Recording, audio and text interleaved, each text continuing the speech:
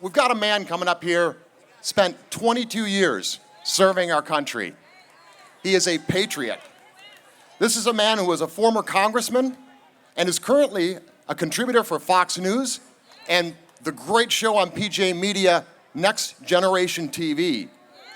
I've had the honor of interviewing Colonel Alan West.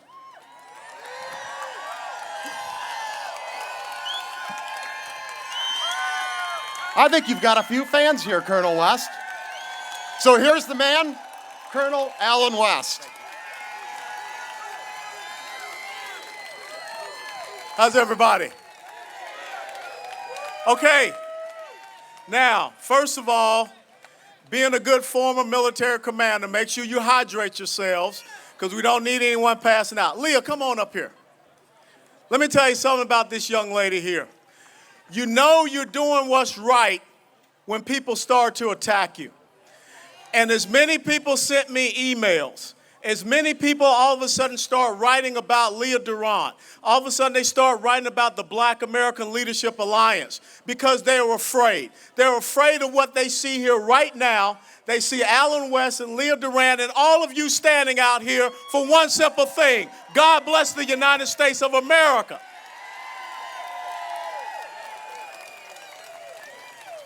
You know, I grew up in the inner city of Atlanta, Georgia. And it's the exact same neighborhood where Dr. King grew up in. But when I go back and I walk down Auburn Avenue, I see a shadow of what Auburn Avenue used to be. I don't see the black businesses there. I don't see the entrepreneurship. I don't see the doctor's offices and the lawyer's offices. And why is that? Because people have totally turned their back on the inner city. When you think about what is happening with black unemployment, when you think about what is happening with black teenage unemployment, all those voices that were down in Sanford, Florida, why aren't they here today standing with us right now? The real tragedy of what is happening in the black community is that a community that once was very proud, strong families, now only 28% of black children have mothers and fathers in the home. And now we have a Senate, we have a president, we have people up here on Capitol Hill that think it's more important to reward people who came here illegally than to look to the inner cities and strengthen the inner cities and strengthen the black community. When you think about what just happened here in Washington, D.C., where you had Walmart who was basically had the door shut in their faces, 18 to 2,000 jobs could have been brought in here to Washington, D.C. to turn around the unemployment situation here in Washington, D.C., which in the black community here is one of the worst in the entire country. But yet you had a person like Marion Barry who voted against it. The exact same Marion Barry who is once again up on censorship charges because he has been collecting money from contractors. Do we have people in the Congressional Black Caucus? Do we have people that call themselves black leaders that are really concerned about what is happening in the black community? Or are they just towing the line for progressive socialism? That's the question. You know, so many people talk about being bipartisan. I guarantee you, there are Democrats here, there are Republicans here, there are conservatives here, there are libertarians, and we are all standing for one thing, the America that we love, the sovereignty of this great United States. We're standing here because we want to make sure that it's not anyone's special interest, it's the American interest that comes first and foremost. That is what the people up here on Capitol Hill do not seem to understand. But your voice will make them understand that. You cannot just have immigration reform unless you have tax reform. Because we need to get Americans back to work. We need small businesses to grow once again. You cannot have immigration reform in the United States of America unless you have unemployment insurance reform.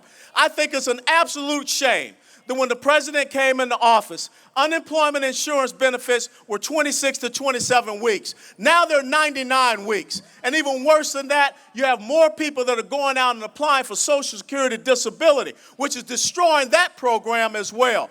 What Obama, what the Senate, and what some members of the House believe in, They don't believe in the opportunity society. They believe in the dependency society. They believe in more people that they can have trusting in them and not trusting in God, then they will be the ones that stay in power. I say that is not the way in this country.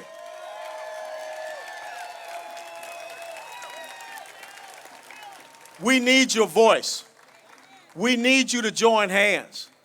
We need you to understand that this is not about black or white or Hispanic or Asian or whatever. This is about one simple thing. This is about something that was started 237 years ago. The greatest experiment in liberty, freedom, and democracy.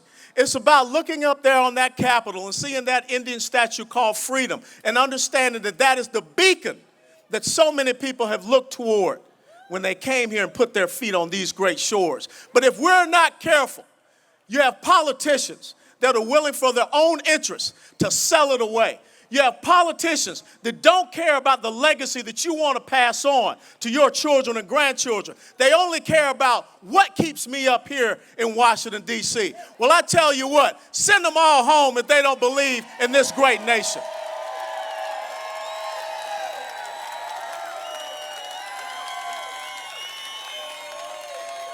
Now, there are going to be people that say, we don't have a heart.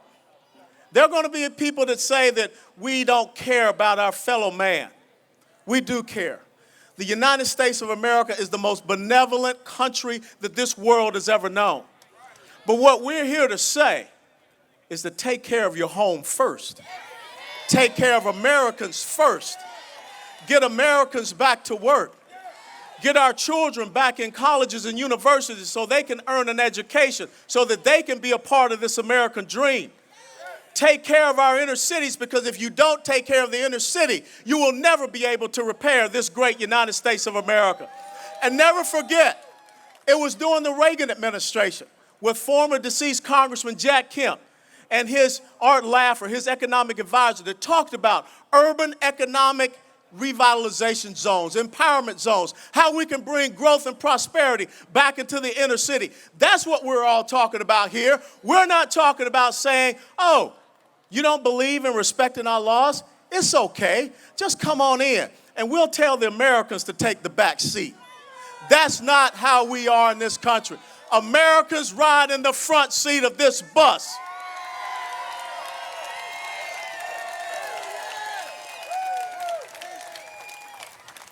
Don't ever forget, this is a republic.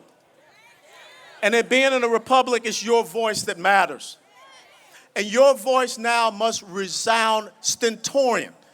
That's one of them smart words they taught me in college. It means really loud. And see, I see those Tennessee guys over there. That's why I went to school, University of Tennessee, and they taught me that word, stentorian. But your voices has to resound all across this great land. You have to join arms with people that you would have never thought you'd join arms with. Because the true test of who we are is, what do we leave for that next generation?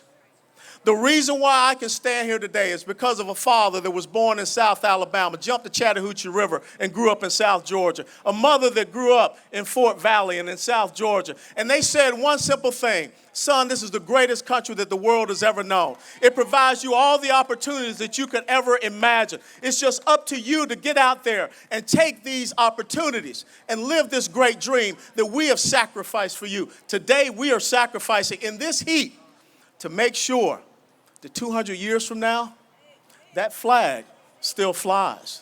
That 200 years from now, the Statue of Freedom is still on the United States Capitol. That 200 years from now, the language of this great nation is English and no other language.